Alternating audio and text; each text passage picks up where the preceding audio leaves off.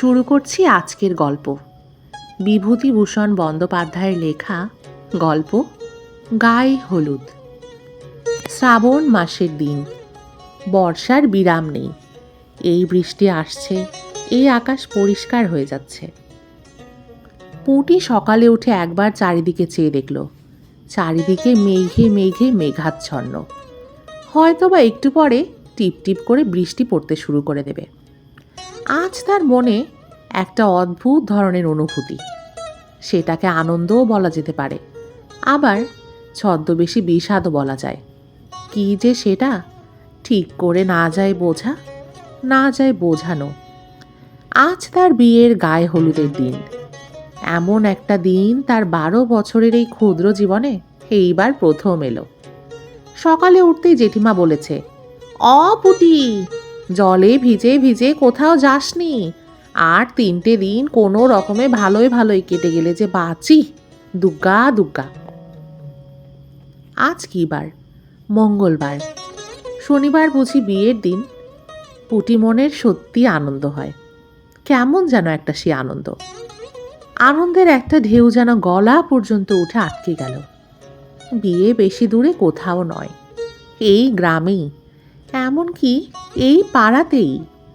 এক ঘর ব্রাহ্মণ আজ বছর খানেক হলো অন্য জায়গা থেকে উঠে এসেছেন এই গ্রামে। 2খানা বড় বড় মাটির ঘর বেঁধেছেন, 1খানা রান্নাঘর। এতদিন ধরে সে সঙ্গিনীদের সঙ্গে সে বাড়িতে কুল পাড়তে গিয়েছে, সত্যনারায়ণের সিন্নি আনতে গিয়েছে। যখন পাড়ার প্রান্তে জঙ্গল কেটে সে ভদ্রলোক বাড়ি তৈরি করেন ঘাটের পথে যাবার একেবারে ডান ধারে, তখন সে কতবার ভেবেছে এই ঘন বনের মধ্যে বাড়ি করে বাস করবার কার না জানি মাথা ব্যথা পড়ল। কে জানত সেই বাড়িটাই, যার আজ 1 বছর এখনো পেরোয়নি, তার শ্বশুর বাড়ি হবে। কতদূর আশ্চর্যের কথা, কতদূর বিস্ময়ের কথা ভাবলে অবাক হয়ে যেতে হয়। অথচ তারই ক্ষুদ্র জীবনে এমন একটা মহা আশ্চর্য ব্যাপার সম্ভব হলো। যখনই সে এ কথাটা ভাবে, তখনই সে শুদ্ধ, তার মন শুদ্ধ, যেন কত দূরে কোথায় চলে যায়। ওই ভদ্রলোকের একটি মাত্র ছেলে, নাম সুবোধ। তারই সঙ্গে পুটির বিয়ের সম্বন্ধ হয়েছে। সুবোধকে এই সম্বন্ধের আগে তাদের বাড়িতে কয়েকবার যাতায়াত করতে দেখেছে। বেশ ফর্সা, লম্বা মতো মুখ। এবার ম্যাট্রিক দিয়েছে, এখনো পরীক্ষার ফল বার হয়নি। আগে আগে সত্যি কথা বলতে গেলে সুবোধের মুখ পুটি ততটা পছন্দ করত না। তার দাদার সঙ্গে যতবার এসেছে তাদের বাড়িতে, পুটি ভাবত, দেখো না ঘোড়ার মতো মুখখানা।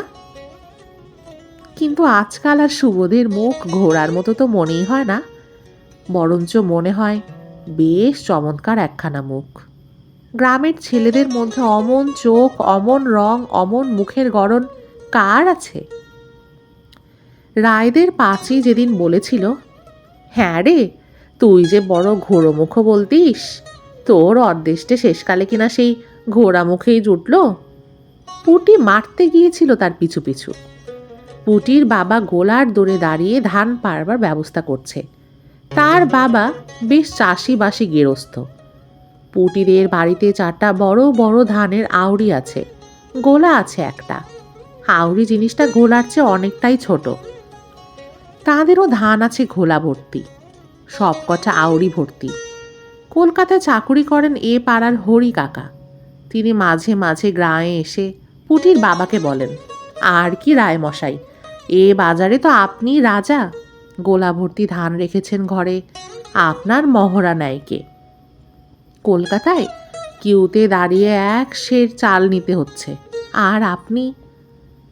পুটি জিজ্ঞেস করেছিল, কিসে দাঁড়িয়ে চাল নিতে হয় গো বাবা? কি বলছিল হরি কাকা? কে জানে কিসে দাঁড়িয়ে, তুই নিজের কাজ কর গে যা, আমি নিজের করি, মিটে গেল। তুমি বুঝি জানো না ও কথাটার মানে কি বাবা?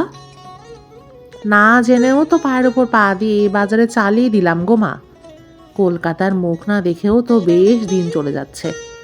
কলকাতায় নাকি মানুষের 1 সের চালের জন্য 4 ঘন্টা কোথায় না কি জানি একটাতে দাঁড়িয়ে থাকতে হয়। কিন্তু যে বাড়িতে তার বিয়ে হচ্ছে তাদের অবস্থা এত ভালো নয়। সুবোধ যদি পাশ করে তবে হরি কাকা ভরসা দিয়েছেন কলকাতায় গিয়ে তাকে ওর অফিসে চাকুরি দেবেন। তাহলে তাকেও কি কলকাতায় গিয়ে বাসায় থাকতে হবে? আর সেই কিসে একটা দাঁড়িয়ে রোজ 1 সের চাল নিয়ে এসে তা রাঁধতে হবে, সে যে বড় কষ্ট। তবে মানে সুবোধ যদি সঙ্গে থাকে সে বোধহয় সব রকম কষ্টই করতে প্রস্তুত আছে। তাদের ধানের গোলা থেকে ধান পাড়া হচ্ছে। খাবড়া পোতা থেকে সীতানাথ কালু ও আড়তদার এসেছে, ধান কিনে নিয়ে যাবে। বিয়ের খরচপত্র ধান বেচেই করতে হবে কি না? ওর জেঠিমা বললেন, পুটি, আজ আর কোথাও বেরিও না। নাপি তো বাড়ি থেকে হলুদ নিয়ে আসবে, সেই হলুদ গায়ে দিয়ে তোমার নাইতে হবে। এমন সময় সাধন জেলে এসে ভিজতে ভিজতে উঠোনে দাঁড়ালো। হাত জোর করে মাথা নিচু করে প্রণাম করে বলল, প্রাতপের নাম। তার বাবা বললেন, ও সাধন, তোমায় ডেকেছি যে একবার, আমার যে কিছু মাছের দরকারি আসছে শনিবার। কি জানি কেন পুটির বুকটা দুলে উঠল। এই শনিবার? এই শনিবারেই তাহলে তার? সাধন বলল, আজ্ঞে বাবু, মাছের যে বড্ড গোলমাল যাচ্ছে। গাঙে কি আর মাছ আছে? ডুমোর বাঁওড়ের মাছ সব যাচ্ছে কলকাতায়, 82 টাকা দর। এমন দর বাপের জন্মে কোনো দিনও শুনিনি রায়মশাই। 1 সের 1.5 সের পনা স্তক পড়তে পারছে না। মরগাঙে বাঁধালো দিয়ে এলাম, একদিন কেবল 11.5 সের গড়ার মাছ।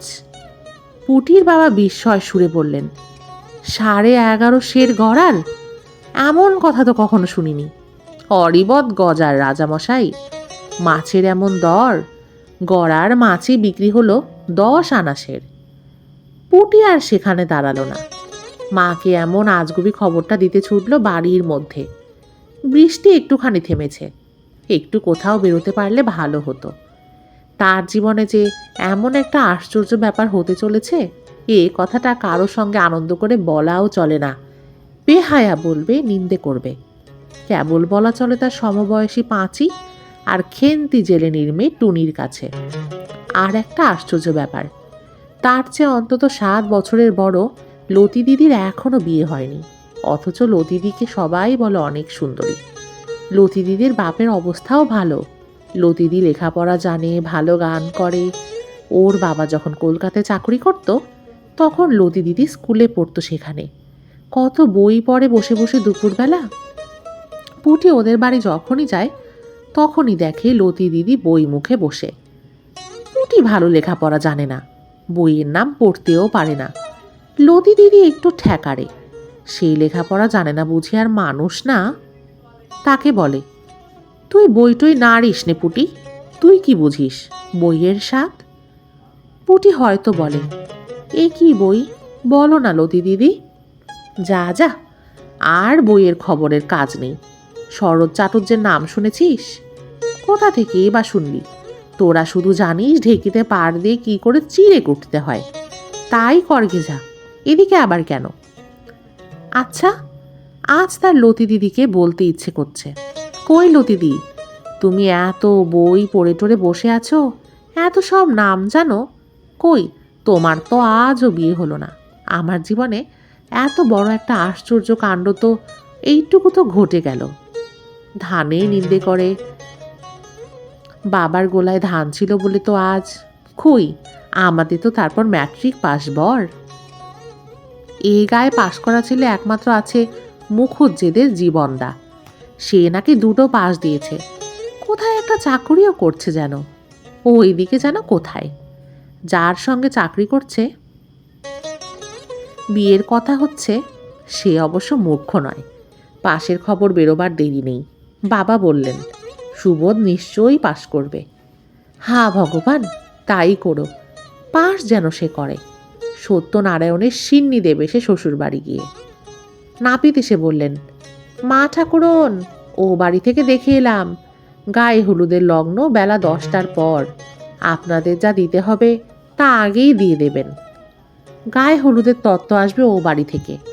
কি রকম জিনিসপত্র না জানে আসে। পুটির মনটা চঞ্চল হয়ে উঠল।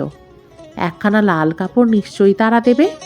পুটির মোটে 3খানা শাড়ি আছে, আর একখানা দূরে শাড়ি আছে মায়ের বাক্সে তোলা। এরপর তার অনেক কাপড় হবে, গহনাও হবে। 5 ভরি সোনা দেবার কথাবার্তা হয়েছে। এতদিন 2টি দুল ছাড়া অন্য কোনো গহনা তার সঙ্গে ওঠেনি। অথচই কুমারী মেয়ে লতি দিদির হাতে 6 গাছা করে চুড়ি, গলায় লকেট ঝোলানো, কানে পাশা, হাতে আংটিও আছে। ও থাকে শহরে, সেখানে মেয়েদের চালচলন আলাদা। এসব পাড়াগায় কুমারী মেয়েদের কাঁচের চুড়ি ছাড়া আবার কি অন্য গহনা আছে? অত পয়সাও তো নেই বাপের। গোলায় 2টো ধান আছে মাত্র, নগদ পয়সা কোথায়? তা কিছু করতে হয় তো ওই ধান বেচে। ভীষণ বৃষ্টি এসেছে, সঙ্গে সঙ্গে সামান্য ঝড়। রান্নাঘরের ছ্যাঁচতলায় দাঁড়িয়ে বকনা বাছুরটা ভিজছে। কচু পাতায় জল জমে আবার গড়িয়ে পড়ছে। তাদের কৃষাণ বীর মুচি বলেছে, ও দিদি ঠাকুরন, তা একটু তামাক দাও মোড়ে, বিয়ে বাড়ি যে মনেই হচ্ছে না। 2-10 ছিলিম তামাক পড়বে, তবে তো বোঝা যাবে যে নগনশা লেগেছে।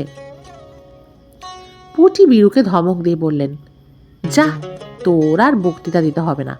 তামাক আমি কোথায় পাবো? কাকিমার কাছে গিয়ে যা। একটু বেলা হয়েছে, বাড়িতে অনেক লোক এসেছে বিয়ের জন্য। বিয়ে বাড়ির মতোই দেখাচ্ছে বটে। কুমোরপুরের কাকিমা, 5 ঘরার মাসিমা তাদের ছেলে মেয়েদের নিয়ে এসেছেন। আজ বেলা 11টার সময় আরও একদল আসবে। স্টেশনে গাড়িও গিয়েছে। মেয়েরা সবাই দল বেঁধে নাইতে নাইতে গেল। কুমোরপুরের কাকিমা যাবার সময় তাকে বলে গেল, বারুজ্জে বাড়ির পিড়ি চিত্তির করতে দিয়ে আসা হয়েছে। আজ আসিস পুটি, সেই 2খানা পিড়ি হয়েছে কিনা দেখে আসবি একটু। কাকিমার এটা বড় অন্যায় কথা। তার লজ্জা করে না বুঝি? নিজের বাড়ির পিড়ে বুঝে নিতে সে নিজেই যাবে? এত বেহায়া সে এখনো হয়নি। তার বাবা চণ্ডী মণ্ডপ থেকে হেঁটে বললেন, পুটি, হাতায় একটু আগুন নিয়ে এসো না মা। চণ্ডী মণ্ডপের দৌড় পর্যন্ত গিয়ে ও শুনলে ওর বাবা ও আর একজন অজ্ঞাত লোকের মধ্যে নিম্নোক্ত কথাবার্তা হচ্ছে। তাহলে তো পালকির বন্দোবস্ত দেখতে হয়। আগে পালকি কোথায় মিলবে? ঘোলডুবুরির কাহারপাড়া নির্বংশ, পালকি বইবার মানুষ নেই এদি করে। তবে ঘোড়ার গাড়ি নিয়ে এসো বনগা থেকে। কাদা জলে 10 টাকা দিলেও আসবে না, আসবার রাস্তাই বা কই? ওরা বিদেশি লোক, বর আসবার ব্যবস্থা আমাদেরই করে দিতে হবে, বুঝলে না? আমরাই পারছি নে, ওরা কোথায় কি পাবে? হিমশিম হয়ে বসে থাকবে না? যা হয় হিললে লাগিয়ে দাও একটা। আচ্ছা বাবু, বলদের গাড়িতে বর আনলে কেমন হয়? আরে না না, সে যে বড় খারাপ দেখাবে। সে কি? না না, শুনেছি ওরা ইংরেজি বাজনা আনছে। বলদের গাড়ির পেছনে ইংরেজি বাজনা বাজিয়ে বর আসবে, তাতে লোক আসবে। কেন বাবু, তাতে কি? বলদের গাড়িতে কি আর বর যায় না? একেবারে আপনাদের বাড়ির পেছনে এসে থামবে, সেই তো ভালো। বলদের গাড়িতে বর যাবে না কেন? সে কি আর ভদ্রলোকের বররা যায়? তাছাড়া পেছনের ও পথ বুড়ো পথ, ওদিক দিয়ে বর আসবে না। সামনের তেঁতুলতলা রাস্তা দিয়ে বরকে আনতে হবে। তুমি আজই যাও দিকি ষষ্ঠীতলা, সেখানে কঘর কাহার আছে শুনেছি, সেখান থেকেই পালকি আনতে হবে। সে যে এখান থেকে 3 কোষ 3.5 কোষ রাস্তা বাবু। পুটি সেখানে আর দাঁড়ালো না। সুবোধ আসবে বর সেজে বলদের গাড়িতে। সে যে বড় মজা হবে এখন। ধুতরা ফুলের মালা গলায় দিয়ে বুঝি। দৃশ্যটা মনে মনে কল্পনা করে হাসতে হাসতে পুটির দম বন্ধ হয়ে যায়। তিনুরে, শোন শোন, একটা মজার কথা শুনে যা।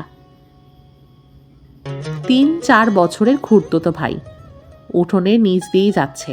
সে মুখ উঁচু করে ওর দিকে চেয়ে বলল, কি লেডিডি, জানিস আমাদের বাড়িতে বর আসবে? বল? হ্যাঁ রে, দুতরা ফুলের মালা পরে বলদের গাড়ি চেপে ইংরেজি বাজনা বাজিয়ে।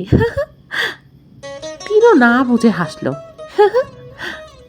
এই সময় ওদের জ্যাঠাই মা বাড়ির ছেলে মেয়েদের ডাক দিলেন, ওরে সবাই এসে কাঁঠাল খেয়ে যা। ও হিমু, পান্তা ভাত কে কে খাবে ডাক দিয়ে নিয়ে আয়। এক হাঁড়ি পান্তা রয়েছে, সেগুলো কাঁঠাল দিয়ে ওঠাতে তো হবে, ভাত ফেলতে পারবো না এই যুদ্ধের বাজারে। পান্তা ভাত ও কাঁঠাল পুটির অতি প্রিয় খাদ্য, কিন্তু আজ এখন তো খাবারের নাম করবার জো নেই। খিদেও পেয়েছিল, ইচ্ছে করলে সে কলসি থেকে কাঁঠাল বিচি ভাজা আর মুড়ি লুকিয়ে পেরে নিয়ে খেতে পারত, কিন্তু সে ইচ্ছে করছে না তার। তাতে ভগবান রাগ করবে যে। আজকের দিনে সে ভগবানকে রাগতে দেবে না। বেলা বাড়ল, ও বাড়িতে শাঁখ ও উলুর শব্দ শোনা যাচ্ছে। অবশ্য খুব কাছে নয় পুটির ভাবি শ্বশুর বাড়ি, তা হলেও শাঁখের শব্দ না আসবার মতো আবার দূরেও নয়। ওর খুড়তুতো বোন শ্যামা বলল, ওই দিদি শোন, দাদাবাবুর গায়ে হলুদ হচ্ছে। পুটি ধমক দিয়ে বলল, চুপ, মেরে ফেলে দেব দাদাবাবুকে। বারে, হয়েছেই তো, আর মোটে দুদিন দেরি। না, তা যাই হোক, আগে থেকে বলতে নেই ওসব। জ্যাঠাই মা তো বলছে। কি বলছে? বলছে আমাদের জামাইয়ের গায়ে হলুদ হচ্ছে, সেখান থেকে তত্ত্ব নিয়ে নাপিত এবার এসে পৌঁছে যাবে। তা বলুক গে, আমাদের ওসব বলতে নেই। আচ্ছা দিদি, দাদাবাবু মানে সুবোধবাবু পাশ করেছে? খবর এখনো বের হয়নি। আমি ও পাড়ার রাধিদের বাড়ি গিয়েছিলাম এই একটু আগে। রাধির দাদা তো পাশ করেছে, কাল বিকেলে কলকাতা থেকে ওর কাকা খবর দিয়েছে। তোর দাদাবাবুর মানে ওর, দূর, ওই কেশববাবুর ছেলের খবর কে পাঠাবে কলকাতা থেকে? ওদের তো কেউ নেই কলকাতায়। একটু পরে ওদের বাড়িতে শাঁখ বেজে উঠল, উলু পড়ল। নাপিতে তত্ত্ব নিয়ে এসেছে তেঁতুলতলার পথে। বাড়ি থেকে দেখা গিয়েছে। পুটির বুক আনন্দে দুলে উঠল। জ্যাঠাইমা বলেছিলেন, আশীর্বাদ হয়ে গেলেও বিয়ে না হতে পারে, কিন্তু গায়ে হলুদ হয়ে গেলে বিয়ে নাকি আর ফেরে না। এবার তাহলে সে আশ্চর্য ব্যাপারটা সত্যিই তার জীবনে ঘটে গেল। কেউ আর বাধা দিতে পারবে না। পাড়া গায়ে কত রকমের ভাঙতি দেয় লোকে। তার বিয়েতেও ভাঙতি দিয়েছিল, বলেছিল মেয়ের গায়ের রং কালো, মুখ চোখ ভালো না, লেখাপড়া জানে না, আরও কত কি। কিন্তু সুবোধ, না না, ছিছি, ও নাম করতে নেই, নাম হিসেবে মনে ভাবতেই নেই। তারপর বাকি অনেকগুলো কি ব্যাপার স্বপ্নের মতো তার চোখের সামনে দিয়ে ঘটে গেল। শাঁখের ডাক, উলুধ্বনি, মা কাকিমা জ্যাঠাইমা তাকে তেল হলুদ মাখিয়ে দিল। গায়ে হলুদের তত্ত্ব এলো, লাল পাড় শাড়ি, তেল হলুদ, একটা বড় মাছ, এক হাঁড়ি দই। তার সমবয়সী 3 জন বন্ধু খেতে এলো তাদের বাড়িতে। তাতে কাছে বসে কত যত্ন করে মাছ দিয়ে দই দিয়ে মা জ্যাঠাইমা কত আদর করে খাওয়ালেন, কত মিষ্টি কথা বললেন। সোনার পিঁড়িতে সিঁদুর দেওয়া হলো, প্রদীপ দেখানো হলো, যাতে শূন্য ধানের গোলা সামনের ভাদ্র মাসে আউশ ধানে অন্তত অর্ধেকটা পুড়ে যায়। বাবা বললেন, গোলার ধান খালি হতে যেন না পারে। মধ্যে কি একটা গভর্নমেন্টের হাঙ্গামা এলো, কেউ গোলায় ধান জমিয়ে রাখতে পারবে না, তাতেই অনেক ধান কর্জ দিতে হয় গ্রামের লোকজনকে। গায়ে হলুদের তত্ত্বে আরও অনেক জিনিস এসেছিল। খাওয়া দাওয়ার পরে গাঁয়ের মেয়েরা কেউ কেউ দেখতে এলো। তখন সে নিজেও দেখল। আগে লজ্জায় সে ওই দিকে তাকায়নি। একটা শাড়ি, একটা ব্লাউজ, সায়া, একটা আলতা সাবান, আয়না আর গন্ধ তেল, এসব জিনিস তার নিজস্ব, কারও ভাগ নেই এতে। সে ইচ্ছে করে যদি কাউকে দেয় তবেই সে পাবে, নইলে নিজের বাক্সে রেখে দিতে পারে, কারও কিছু বলবার নেই। সব কাজ মিটতে বেলা 2টো বেজে গেল। পুটির মন ছটফট করছিল। ও পাড়ার লতিদি, হিমি, অন্ন, রাধি, ওরা কেউ আসেনি। এদেরকে একবার দেখা দেওয়া দরকার, যাতে তারা বুঝতে পারে যে সত্যিই তার গায়ে হলুদের মতো আশ্চর্য ব্যাপারটা আজই ঘটে দিয়েছে। আচ্ছা, যখন ইংরেজি বাজনা বাজিয়ে বর আসবে তাদের বাড়ির ধরে তেঁতুলতলার ওই পথটা দিয়ে বোধনতলার কাছে পালকি নামিয়ে প্রণাম করে বাজি পূর্বে লোকজনের হই হই হবে, ওহ, সে সময়ের কথা ভাবাও যায় না। দেখে যেন পাড়ার লোকের সব মেয়েরাও এসে। সে বেড়াতে গেল মুখুজ্জে বাড়ি। মুখুজ্জে গিন্নি ওকে দেখেই বললেন, কিরে পুটি, আয় মা আয়, গায়ে হলুদ হয়ে গেল বুঝি? আহা, এখন ভালোই ভালোই 2 হাত এক হয়ে গেলেই হয়। বস মা, বস। একটু পরে লতিকাও এসে হাজির হলো। পুটিকে দেখে বলল, ও পুটি, তোর আজ গায়ে হলুদ ছিল না? হয়ে গেল? কি তত্ত্ব এলো রে শ্বশুরবাড়ি থেকে? মুখুজ্জি গিন্নি বললেন, বস মা তোরা। লতি, পুটির সঙ্গে গল্প কর, একটু চা করে আনি। যাক, ভালোই হলো। আজকাল মেয়ের বিয়ে দেওয়া কি যে কষ্ট, যে দেয় সেই জানে। পাশের বাড়ির জানালা দিয়ে গাঙ্গুলিদের ছোট বউ ডেকে বলল, ওকে, পুটি নাকি? গায়ে হলুদ হয়ে গেল বুঝি? তা কই, আমাদের একবার বলতেও তো হয়। এই তো বাড়ির পেছনের বাড়ি। পুটি বলল, গেলেন না কেন বৌদি? আমরা তো বারণ করিনি যেতে। শাঁখ যখন বাজলো তখনও যদি যেতেন। লতিকা ভাবল, পুটি ছেলে মানুষ, এ উত্তরটা দেওয়া ওর উচিত হলো না। এখানে ও কথা বলা তার উচিত হয়নি, কিন্তু এর পরবর্তী ব্যাপারের জন্য সে বা পুটি কেউ প্রস্তুত ছিল না। গাঙ্গুলিদের ছোট বউ মুখ লাল করে উত্তর দিল, কে বলল? যত বড় মুখ নয় তত বড় কথা। আমরা কখনো গায়ে হলুদ দেখিনি। শাঁখে ফু পড়লে অবনি কুকুরের মতো ছুটে যাব তোমাদের বাড়ি পাত পাততে। অত আকাঙ্ক্ষা ভালো নয় রে পুটি। তোমার বাপের বড্ড ধানের ঘোলা হয়েছে কি না? অমন বিয়ে আমরা কখনো কি দেখেছি জীবনে? ছেলের না আছে চাল না চুলো, সংসারে মানুষ নেই বলে হাঁড়ি ঠেলতে নিয়ে যাচ্ছে। ছেলের বিদ্যে কত যা তা জানতে বাকি নেই কারো। এবার তো ম্যাট্রিক ফেল করেছে। এখানে লতিকা না থাকতে পেরে বলল, কে বলল ছোট বৌদি? সুবোধবাবুর পাশের খবর তো পাওয়া যায়নি। কেন পাওয়া যাবে না? চিঠি এসেছে, ফেল করেছে বলে। ওরা সেই চিঠি লুকিয়ে ফেলেছে। বিয়ের আগে ও খবর জানাজানি হতে দেবে না। উনি হাট থেকে চিঠি আনেন, পোস্ট কার্ডের চিঠি। উনি সন্ধ্যের পর সুবোধের বাড়ি দিয়ে এলেন। আমাদের চোখ ধুলো দেওয়া? পুটির চোখের সামনে সব অন্ধকার হয়ে গেল। বিশ্ব সংসার লেপে মুছে গিয়েছে। মুখরা দর্পিতা ছোট বউয়ের মুখের কাছে সে কি করে দাঁড়াবে? চেঁচামেচি শুনে মুখুজ্জে গিন্নি হাঁ হাঁ করে ছুটে এলো। লতিকা ওর হাত ধরে নিয়ে ঘরের মধ্যে চলে গেল। মুখুজ্জে গিন্নি ঘরের মধ্যে এসে চাপা গলায় বললেন, আহা, ছেলে মানুষ, ওর স্বাদ আহ্লাদের দিনটা অমন করে বিষ ছড়াতে আছে। ছি ছি, দেখ তোমা লতি কাণ্ডটা। কাঠের পুতুলের মতো আড়ষ্ট পুটির হাত ধরে ততক্ষণ লতিকা বলছে, চল পুটি চল, তোকে বাড়ি দিয়ে আসি। ছি, বৌদির কি কাণ্ড! ওসব কথা মনে করিস নে, মিথ্যে কথা।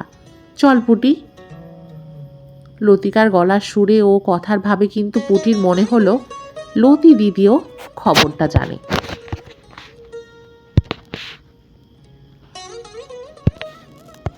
কে জানি, হয়তোবা ওর গ্রামের সব লোকরাই জানে।